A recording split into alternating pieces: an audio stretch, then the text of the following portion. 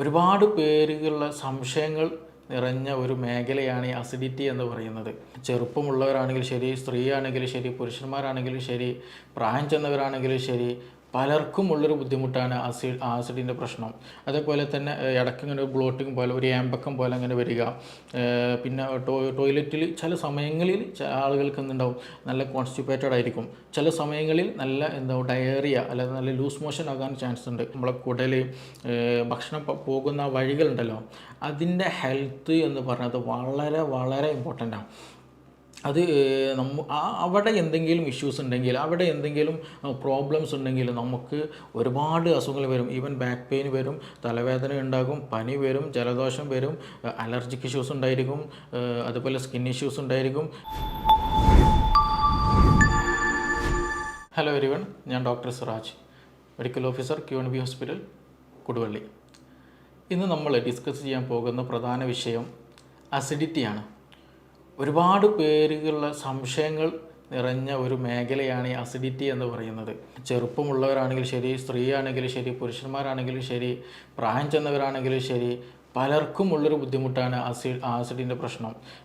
തികട്ടി വരിക, പുളിച്ച് തികട്ടി വരിക, അതേപോലെ ചില സമയത്ത് വയറ്റിന്ന് നല്ലോണം പോവുക, നെഞ്ചരിച്ചിൻ്റെ പ്രശ്നം, നല്ല ഗ്യാസ് വരിക, വയറ് വീർത്ത് വരിക, ഇങ്ങനെ പൊതുവായിട്ടുള്ള ഈ ഒരു പ്രശ്നങ്ങൾ പല ആളുകൾക്കിടയിലുണ്ട്. നമ്മുടെ ഈ ലൈഫ് സ്റ്റൈൽ മാറിയതോടു കൂടി തന്നെ ഈ ഒരു ഇഷ്യൂസ് ഒരുപാട് പേരുകളിൽ ഇന്ന് നേരിടുന്നതാണ്. ഇന്ന് അത് മാത്രമല്ല, നമ്മളിതിൻ്റെ കൂടെ ചേർത്ത് വായിക്കുന്ന ഒരു പ്രശ്നം എന്താണെന്ന് വെച്ചാൽ, ഇന്ന് വരുന്ന ക്ലിനിക്കിൽ വരുന്ന പല കേസുകളിൽ, ഈ അടുത്ത് വന്നൊരു കേസ് വന്നിട്ടുണ്ടായിരുന്നു. അവരോട് ചോദിച്ചോ, നിങ്ങൾക്ക് എന്തെങ്കിലും മെഡിസിൻ നിങ്ങൾ കണ്ടിന്യൂ ആയിട്ട് നിങ്ങൾ കഴിക്കുന്നുണ്ടോ, എന്തെങ്കിലും ബുദ്ധിമുട്ടുണ്ടോ എന്നുള്ളത്. അപ്പോൾ ആ പേഷ്യൻ്റ് പറഞ്ഞത്, അത് ഞങ്ങൾ ഷുഗറിനും പ്രഷറിനൊക്കെ മരുന്ന് കഴിക്കുന്നുണ്ട്, പിന്നെ ഗ്യാസിനും മരുന്ന് കഴിക്കേണ്ടത് പറഞ്ഞു. അപ്പോൾ ഞാൻ ചോദിച്ചു, നിങ്ങൾക്ക് ഗ്യാസിൻ്റെ ഇഷ്യൂസ് എന്തെങ്കിലും ഉണ്ടായിരുന്നോ എന്ന് ചോദിച്ചു. അപ്പോൾ അവർ പറഞ്ഞത്, ഇല്ല, അങ്ങനത്തെ പ്രശ്നങ്ങളൊന്നുമില്ല, ഞങ്ങൾ അവിടെ പോയപ്പോൾ അവർ മെഡിസിൻ തന്നു, അത് ഞങ്ങൾ കഴിക്കുമെന്ന് ചോദിക്കും. അപ്പോൾ എന്നും കഴിക്കലുണ്ടോ? അത് സാറേ, ഞങ്ങൾ എന്നും കഴിക്കലുണ്ട് എന്നാണ് അവർ പറഞ്ഞത്. അപ്പോൾ ഇത് വെറുതെ കിട്ടുമ്പോൾ പോലും പല ആളുകളും ഈ മെഡിസിൻസ് കഴിക്കുക. എന്തെങ്കിലും വയറിന് എന്തെങ്കിലും ഒരു അസ്വസ്ഥത, അത് ഗ്യാസിൻ്റെ പ്രശ്നമാണോ, എന്തെങ്കിലും ഇൻഫെക്ഷൻ വന്നതാണോ, വേറെ എന്തെങ്കിലും ബുദ്ധിമുട്ടുണ്ടോ എന്ന് പോലും നോക്കാണ്ട് സ്വന്തം ഇഷ്ടപ്രകാരം എന്തെങ്കിലും PPI പ്രോട്ടോൺ പമ്പ് ഇൻഹിബിറ്റേഴ്സ് ആയിട്ടുള്ള പാൻഡോപ്പോ, ജെലൂസിൽ അങ്ങനെയുള്ള എന്തെങ്കിലും മെഡിസിൻസ് എടുത്ത് കഴിക്കുന്ന ഒരു ശൈലി ഇന്ന് നമ്മുടെ കമ്മ്യൂണിറ്റിയിൽ, നമ്മുടെ സമൂഹത്തിൽ എല്ലാ ഒട്ടുമിക്ക ആളുകളിലും ഉള്ളതാണ്. അപ്പോൾ അതുകൊണ്ട് തന്നെ അത് എത്രത്തോളം നല്ലതാണ്, എന്താണ് യഥാർത്ഥത്തിൽ നമുക്ക് പൊതുവായിട്ട് വയറ്റിൻ്റെ ഉള്ളിൽ ആസിഡുമായിട്ട് സംബന്ധിച്ച് ഉണ്ടാകുന്ന ബുദ്ധിമുട്ട്, അതെങ്ങനെ നമുക്ക് തന്നെ ഒരു മെഡിസിൻ്റെ സഹായമില്ലാതെ വീട്ടിൻ്റെ ഉള്ളിൽ തന്നെ നമുക്ക് എങ്ങനെ അത് മാനേജ് ചെയ്യാം തുടങ്ങിയ കാര്യങ്ങളാണ് ഇന്ന് നമ്മളിവിടെ കൂടുതലായിട്ട് പറയാൻ ഉദ്ദേശിക്കുന്നത്. അപ്പോൾ ഈ ആസിഡ്, നമ്മുടെ ഈ ആസിഡിൻ്റെ പ്രാധാന്യം എത്രത്തോളം ഉണ്ടെന്നുള്ള ആദ്യം നമ്മൾ മനസ്സിലാക്കണം. നമ്മുടെ വയറ്റിൻ്റെ ദഹനം നടക്കാൻ, ശരീരത്തിൽ വേണ്ട മെറ്റീരിയൽസ് വേണമെങ്കിൽ, അന്നജം, പ്രോട്ടീൻ, ഇതിൻ്റെയൊക്കെ ദഹനം നടക്കണമെന്നുണ്ടെങ്കിൽ നമുക്ക് കൃത്യമായിട്ടുള്ള ഒരു സംവിധാനം വേണം. അതിൽ ഏറ്റവും ഇമ്പോർട്ടൻ്റ് ആയിട്ടുള്ള ഒരു സംഗതിയാണ് ഈ ആസിഡിൻ്റെ പ്രസൻസ് എന്ന് പറയുന്നത്. നമ്മുടെ വയറ്റിലുള്ള ഈ ആസിഡിൻ്റെ pH വരുന്നത് 1.5 ആണ് ഏകദേശം വരുന്നത്. അതായത് അത്രത്തോളം സ്ട്രോങ് ആസിഡാണ് നമ്മുടെ വയറ്റിലുള്ളത്.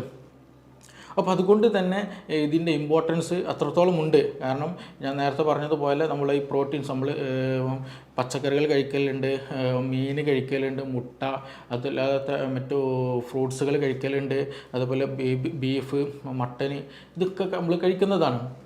അപ്പോൾ ഇതിൻ്റെയൊക്കെ ഡൈജഷൻ നന്നായിട്ട് നടക്കണം എന്നുണ്ടെങ്കിൽ ഈ ആസിഡിൻ്റെ പ്രസൻസ് ഇമ്പോർട്ടൻ്റ് ആണ്. അതേപോലെ ഒരു പക്ഷേ നമ്മൾ കഴിക്കുന്ന ഭക്ഷണത്തിൽ എന്തെങ്കിലും ബാക്ടീരിയാസോ എന്തെങ്കിലും ഫംഗൽസോ എന്തെങ്കിലുമൊക്കെ പ്രസൻസ് ഉണ്ടെങ്കിൽ മിക്കതും എന്ത് ചെയ്യും, ഈ പറയുന്ന ഈ ആസിഡിൽ വന്നിട്ട് അത് നശിച്ചു പോകും, അത് ചത്തുപോകും.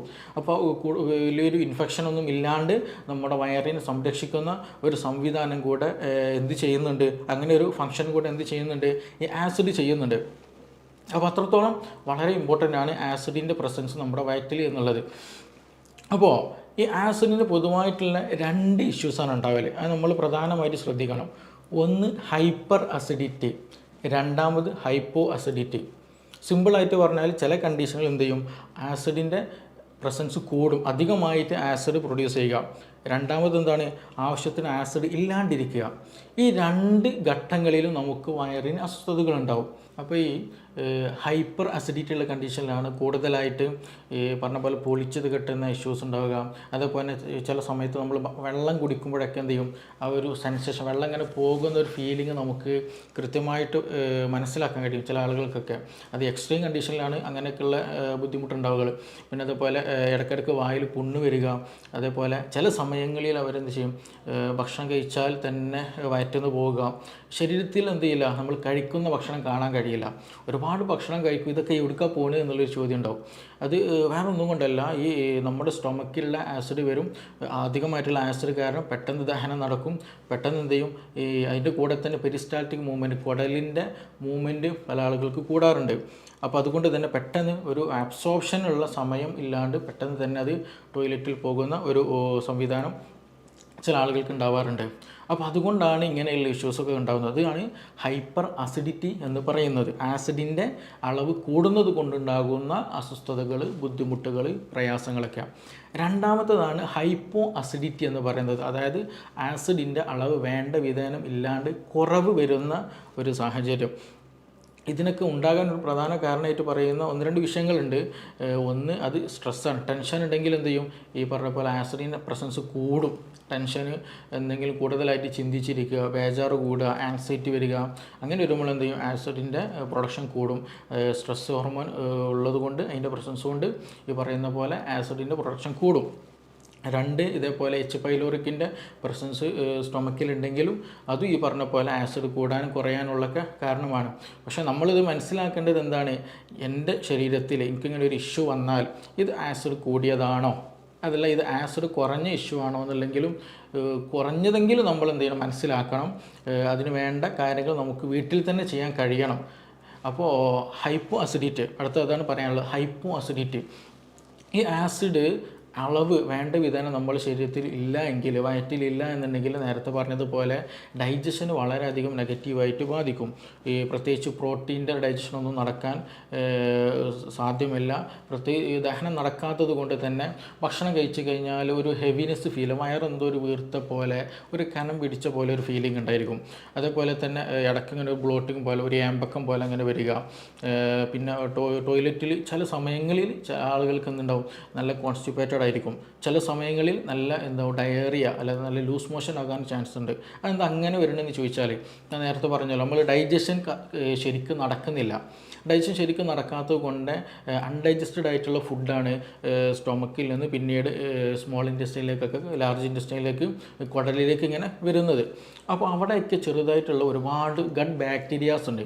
ഈ ബാക്ടീരിയ എന്ത് ചെയ്യും, അതിമേ ഇങ്ങനെ വർക്ക് ചെയ്യുമ്പോൾ അവിടെയുള്ള അത് ശരിക്കും ഡൈജസ്റ്റഡ് ആകാത്തത് കൊണ്ട് തന്നെ അവിടെ ഒരു റൊട്ടനായിട്ട് ഒരു ചീഞ്ഞു പോകുന്ന ഒരു സിറ്റുവേഷൻ അവിടെ ഉണ്ടാകും. അപ്പോൾ അങ്ങനെ വരുമ്പോൾ എന്ത് ചെയ്യും, ചിലപ്പോൾ ചില ആളുകൾക്ക് നല്ല അബ്ഡോമിനൽ പെയിനാണ്, നല്ല വയറുവേദന ഉണ്ടാകും. പിന്നെ അതുപോലെ കീഴുവായി പോകുന്ന സമയത്ത് ഭയങ്കര സ്മെല്ല് വളരെയധികം ഉണ്ടായിരിക്കും. പിന്നെ അതിങ്ങനെ ഇടയ്ക്കിടയ്ക്ക് വന്നുകൊണ്ടേയിരിക്കും. അതൊക്കെയാണ് ഈ പറയുന്ന പോലെ ഹൈപ്പോ അസിഡിറ്റി കാരണം നമ്മുടെ വയറിനുണ്ടാകുന്ന അസ്വസ്ഥതകൾ പ്രധാനമായിട്ടുള്ളത്. വയറുവേദന ഉണ്ടാവുക, കീഴ്വാഴ് കൂടുതലായിട്ട് ഇങ്ങനെ പോകുക, അത് നല്ല സ്മെല്ലുള്ള ഒരു കീഴ്വാഴ് വൈക്കും ഉണ്ടാവുക. പിന്നെ അതുപോലെ നല്ല വയറൊക്കെ വീർത്ത ഒരു ഫീലിംഗ് ആയിരിക്കും ഉണ്ടാവുക. അപ്പോൾ ഇതാണ് കൂടുതലായിട്ടും ഹൈപ്പോ അസിഡിറ്റിയുടെ കേസിൽ ഉണ്ടാകാറുള്ളത്. അതുകൊണ്ട് തന്നെ ചില ഈ റൊട്ടനാവില്ല, ഞാൻ പറഞ്ഞല്ലോ, കുടലിൽ വെച്ചിട്ട് ബാക്ടീരിയ അതും എന്ത് ചെയ്യും, കൂടുതൽ മൾട്ടിപ്പിൾ ചെയ്യും. അതിൻ്റേതായിട്ടുള്ള പ്രവർത്തനങ്ങൾ നടക്കുമ്പോൾ അതിന് ബാഡ് സ്മെല്ല് വരും. അതേപോലെ തന്നെ ചിലപ്പോൾ ഒരു ഇൻഫെക്ഷനും അതേപോലെ കോൺസ്റ്റിപ്പേഷൻ ആകാൻ ചാൻസ് ഉണ്ട്. അതേപോലെ നേരത്തെ പറഞ്ഞ പോലെ വയറ്റിൽ നിന്ന് കൂടുതലായിട്ട് ലൂസായിട്ട് സ്റ്റൂള് പോകാനും സാധ്യതയുണ്ട്. അതാണ് ഹൈപ്പോ അസിഡിറ്റിയിൽ കൂടുതലായിട്ടുണ്ടാകും. അപ്പോൾ നമ്മുടെ വീട്ടിലുള്ള അല്ലെങ്കിൽ നമുക്ക് തന്നെ ഇങ്ങനെയുള്ള അനുഭവങ്ങൾ ഉണ്ടായിരിക്കും. ചില ആൾക്ക് ഭക്ഷണം കഴിച്ച് കഴിഞ്ഞാൽ, എന്തെങ്കിലും ബീഫൊക്കെ കഴിച്ച് കഴിഞ്ഞാൽ, എന്തെങ്കിലും റെഡ് മീറ്റൊക്കെ കഴിച്ച് കഴിഞ്ഞാൽ എന്ത് ചെയ്യും, ഇനിയൊന്നും വേണ്ട, വയറ് ഫുള്ളായൊരു ഫീലിംഗ് ഉണ്ടായിരിക്കും. നേരെ ചില ആളുകളുണ്ടാകും, എന്ത് കഴിച്ചാലും എന്ത് ചെയ്യും, വീണ്ടും വിശപ്പ് തോന്നും, വീണ്ടും പിന്നെ കഴിക്കാനുള്ള ടെൻഡൻസി ഉണ്ടായിരിക്കും. അവർക്ക് അങ്ങനത്തെ ഒരു ഹെവിനെസ്സോ ഫീലിംഗ് ഉണ്ടായിരിക്കില്ല. അതാണ് ഈ ഹൈപ്പർ അസിഡിറ്റിൻ്റെയും ഹൈപ്പോ അസിഡിറ്റിൻ്റെയും രണ്ടും വ്യത്യാസങ്ങൾ വരുന്നത്. ഇത് രണ്ടും എന്ത് ചെയ്യണം, ട്രീറ്റ് ചെയ്യേണ്ട കേസാണ്.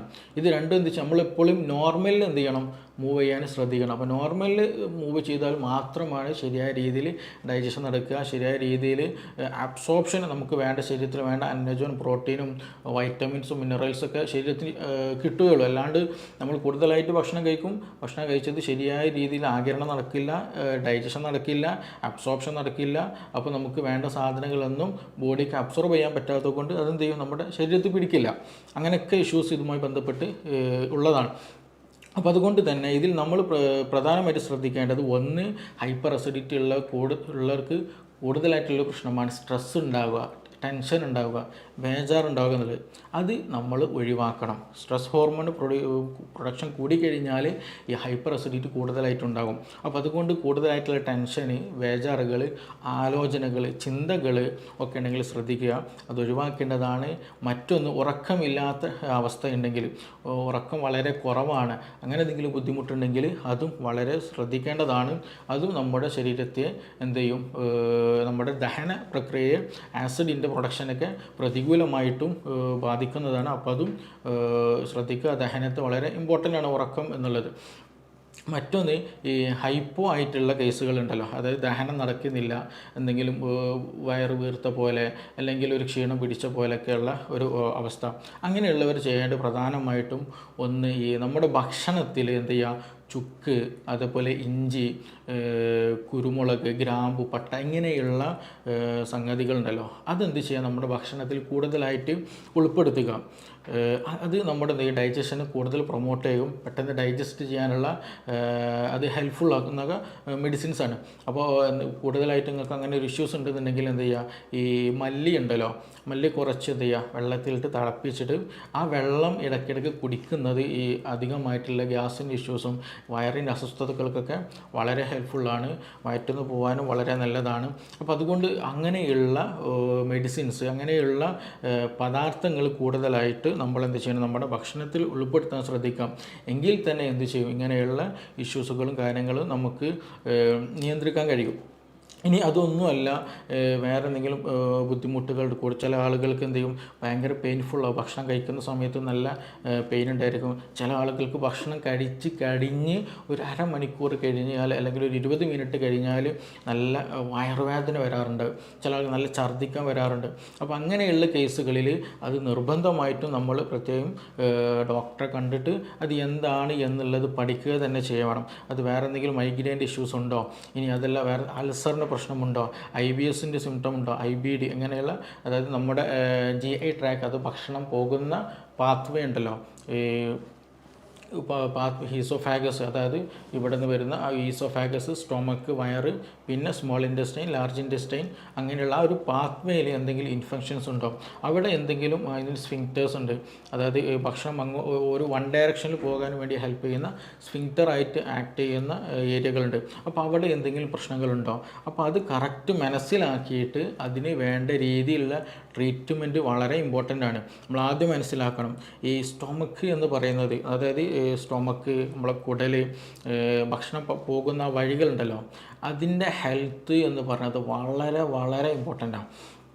അത് അവിടെ എന്തെങ്കിലും ഇഷ്യൂസ് ഉണ്ടെങ്കിൽ, അവിടെ എന്തെങ്കിലും പ്രോബ്ലംസ് ഉണ്ടെങ്കിൽ നമുക്ക് ഒരുപാട് അസുഖങ്ങൾ വരും. ഈവൻ ബാക്ക് പെയിൻ വരും, തലവേദന ഉണ്ടാകും, പനി വരും, ജലദോഷം വരും, അലർജിക് ഇഷ്യൂസ് ഉണ്ടായിരിക്കും, അതുപോലെ സ്കിൻ ഇഷ്യൂസ് ഉണ്ടായിരിക്കും, സെക്ഷൽ ഇഷ്യൂസ് ഉണ്ടായിരിക്കും, അങ്ങനെയുള്ള പല ഇഷ്യൂസും ഉണ്ടായിരിക്കും. ഇനി അഥവാ നമ്മളൊരു മെഡിസിൻ കഴിച്ചാലോ ഈ അസുഖങ്ങൾക്ക് വേണ്ടിയിട്ട്, ആ മെഡിസിനും തന്നെ ശരിയായ രീതിയിൽ ദഹിച്ച് അബ്സോർപ്ഷൻ നടക്കണം എന്നുണ്ടെങ്കിൽ എന്ത് വേണം, ഈ GI ട്രാക്ക്, നമ്മുടെ സ്റ്റൊമക്ക്, വയറ്, കുടൽ, ഇതൊക്കെ എന്ത് ചെയ്യണം, ഹെൽത്തി ആയിരിക്കണം. ഇല്ലെങ്കിൽ എന്ത് ചെയ്യില്ല, അത് ശരിക്കും ഡൈജഷൻ നടക്കില്ല, ശരിയായ രീതിയിൽ അബ്സോർപ്ഷൻ നടക്കില്ല, ആ മെഡിസിൻ ശരീരത്തിൽ പിടിക്കില്ല. അപ്പോൾ അതുകൊണ്ട് ഈ ഒരു പാത്വേ, നമ്മുടെ ഭക്ഷണം കഴിക്കുന്ന അല്ലെങ്കിൽ ഭക്ഷണം കടന്നു പോകുന്ന സ്ഥലം എന്നുള്ളത് വളരെ വളരെ ഇമ്പോർട്ടൻ്റ് ആണ്. അത് നിർബന്ധമായിട്ടും നമ്മൾ എന്താ ചെയ്യണം, ഹെൽത്തി ആയി കൊണ്ടുപോകാൻ വളരെയധികം ശ്രദ്ധിക്കുക. എന്തെങ്കിലും ബുദ്ധിമുട്ട് കൂടുതലായിട്ട് തോന്നുന്നുണ്ടെങ്കിൽ നിർബന്ധമായിട്ടും ഒരു ഡോക്ടറെ കണ്ടിട്ട് അതിന് വേണ്ട നിർദ്ദേശങ്ങൾ സ്വീകരിക്കണം. അല്ലാണ്ട് സ്വന്തം ഇഷ്ടപ്രകാരം, സ്വന്തം തീരുമാനപ്രകാരം ഒരിക്കലും എന്ത് ചെയ്യരുത്, നമ്മൾ മെഡിസിൻ കഴിക്കരുത്. അത് നിർബന്ധമായിട്ടും നമ്മൾ ശ്രദ്ധിക്കേണ്ടതാണ്. നമുക്കിനി മറ്റൊരു വിഷയവുമായിട്ട് വേറൊരു സമയത്ത് വീണ്ടും കാണാം.